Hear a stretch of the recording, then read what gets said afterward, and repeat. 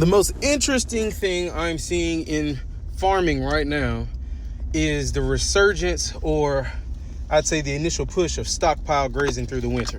And if you don't know what stockpile grazing is, essentially you have enough pasture where you save up a portion of that pasture for about, I don't know, maybe 2 months before the winter starts, so that the grass grows and you can use that to feed your animals throughout the winter.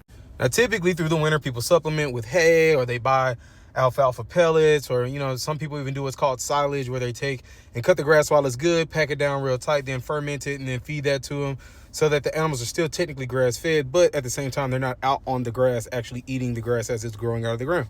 Now, why is this interesting to me? It's because when you think about traditional farming, how in the wintertime, farmers have just relegated themselves to buying feed, buying hay, and putting things out there for the animals to eat.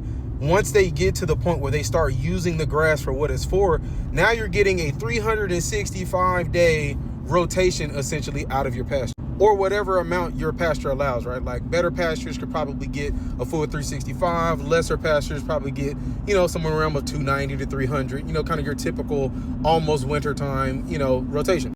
One of the highest costs of raising any animal on a farm is wintering them, because you either have to find a place to put them, buy feed for them every day, and you don't really realize how much an animal eats until you got to buy a bag of feed, or you're paying $200 for a bale of hay. But stockpiling requires the most up-to-date paying attention to your farm, to your grass, seeing how your animals react to it, and being able to pivot at a moment's notice. Because let's say you think you've got X amount of energy or protein in your grass, and then you find out that your animals aren't getting enough from it and they start to lose body condition. You have to be aware and look at them daily to even make sure that that's a possibility.